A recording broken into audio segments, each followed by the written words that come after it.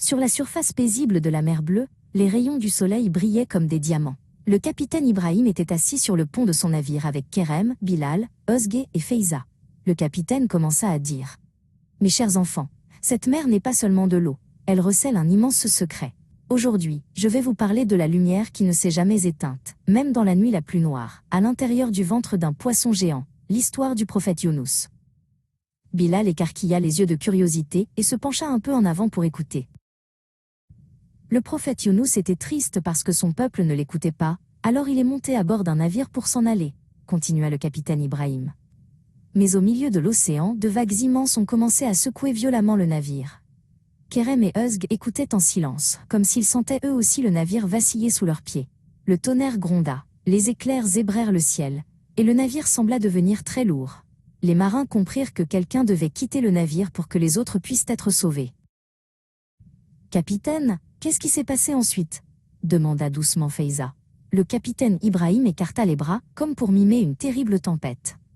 Ils ont tiré au sort pour décider qui devait partir, et le nom du prophète Younous est sorti 3 fois de suite.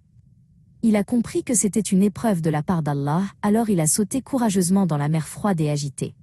Feyza retint son souffle, fasciné par la description vivante du capitaine. Dès que le prophète Younous est tombé à l'eau, par l'ordre d'Allah, un poisson géant s'est approché de lui, dit le capitaine.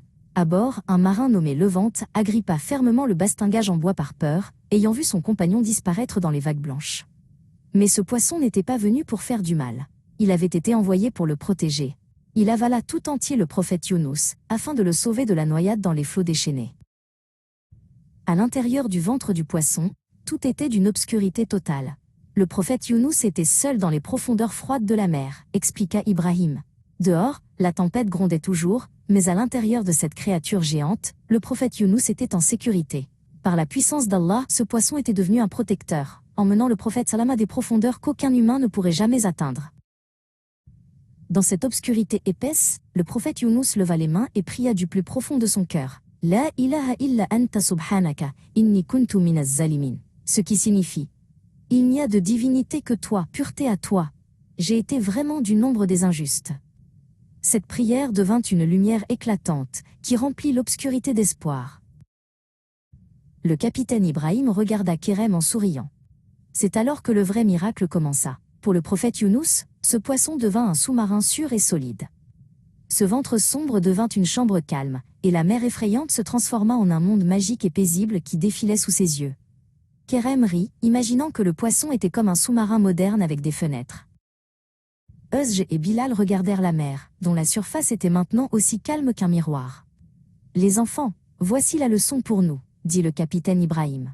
« Ce monde dans lequel nous vivons est comme un immense océan, et nous y sommes des voyageurs. Parfois l'eau est calme, parfois les vagues sont grandes, mais nous devons continuer notre voyage. » Özge regarda la ligne d'horizon, songeant à l'immensité du monde. « Mais qu'est-il arrivé à ce poisson, capitaine ?» demanda Feyza. Ibrahim posa sa main sur sa poitrine. « Ce poisson est le symbole de nos désirs, le nafs, ces envies égoïstes qui essayent d'avaler la paix de notre cœur. Mais si nous nous tournons vers Allah et suivons le Coran, nos désirs ne seront plus des ennemis qui nous noient, mais un moyen de transport qui nous mènera à destination. » Le capitaine Ibrahim posa sa main sur l'épaule de Bilal. « L'endroit le plus sûr est le navire de la foi. Tant que le Coran est notre guide et que la prière est sur nos lèvres, peu importe la taille de la tempête, nous atteindrons le rivage en toute sécurité. » Alors que les étoiles commençaient à scintiller dans le ciel, les enfants virent dans chaque bruit de vague une prière, et dans l'immensité de l'océan calme, un miracle.